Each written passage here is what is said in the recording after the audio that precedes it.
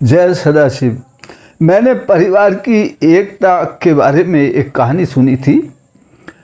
वही कहानी आज आप लोगों को सुनाता हूँ और उम्मीद करता हूँ कि आपको बहुत पसंद आएगी। एक बार किसी क्षेत्र में भयंकर सूखा पड़ गया।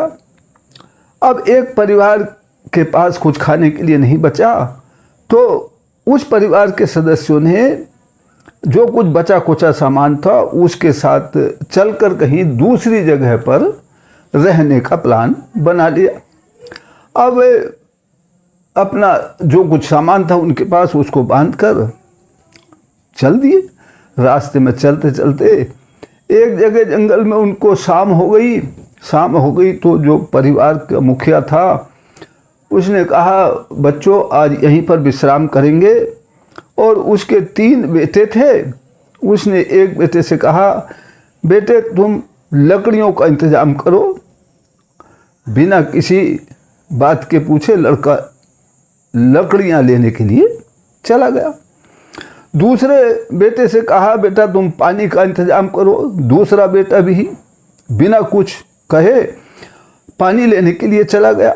और तीसरे बेटे से कहा कि बेटे तुम आग का इंतज़ाम करो। तो तीसरा बेटा आग लेने चला गया। और थोड़ी ही देर में तीनों बेटे अपना अपना काम करके अपने अपने काम के साथ वापस आए।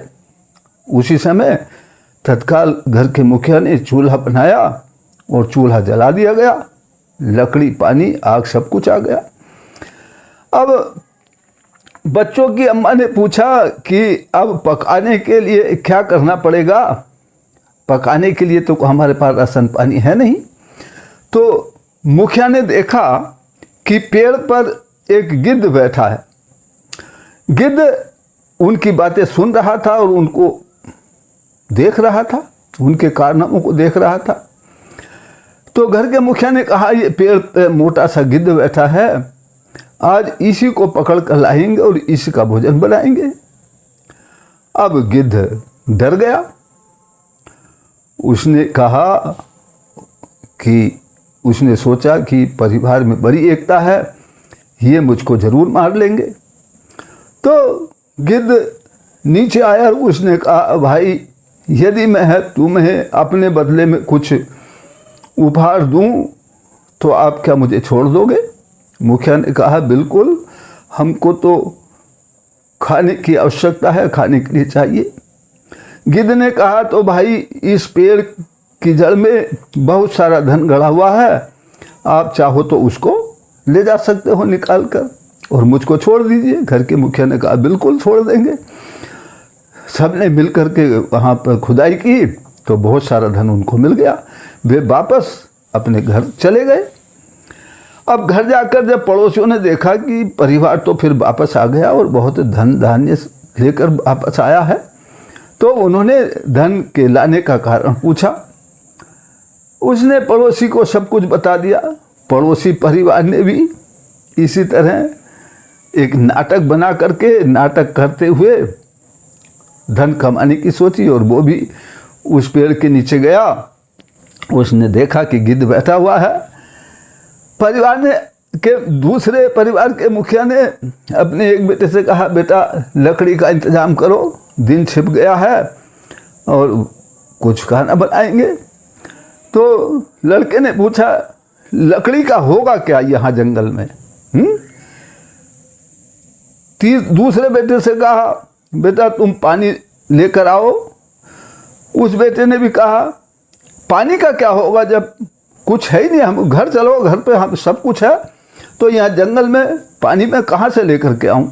उसने भी पानी लाने से मना कर दिया, मैं कहाँ जाऊँ पानी लेने के लिए। तीसरे बेटे से आग लेने के लिए कहा, आग लाने के लिए। उसने भी कह दिया, पिताजी आग का करोगे क्या यहाँ जंगल में, तुम्हारा दिमाग खराब हो गया है, घर में सब कुछ है तो घर चलो, यहाँ जंगल में आकर आग पानी इकट्ठा करा रहे हो। अब उसके बना हुआ प्लान था। उसने कहा, बेटो ये ऊपर जो गिद्ध बैठा है इसको मारेंगे, आज यहीं खाएंगे। तो गिद्ध जोर से खिलखिलाकर हंस पड़ा, बोला, अरे घर लौट जाओ, तुम्हारे बस का काम नहीं है मुझको मारना। तुम्हारे तो परिवार में एकता ही नहीं है, तुम तो एक दूसरे से ही लड़ते झगड़ते हो, तुम मुझे क्या मारोगे। तो परिवार की एकता बड़े सुख लेकर के आती है। जिस परिवार में एकता होती है उस परिवार में ही सुख होते हैं, धन वर्षा होती है। और जिसका परिवार एक नहीं होता उस परिवार का तो जो कुछ उसके पास है वो भी चला जाता है। तो हमें इस कहानी से शिक्षा मिलती है कि हमें अपने परिवार में एकता बना करके रखनी चाहिए। घर के मुखिया के कहे अनुसार उसके बच्चों को, सदस्यों को कार्य करना चाहिए। परमपिता परमात्मा सभी परिवारों में एकता बनाए रखें, इसी प्रार्थना के साथ फिर मिलते हैं अगली वीडियो में। तब तक के लिए जय सदाशिव।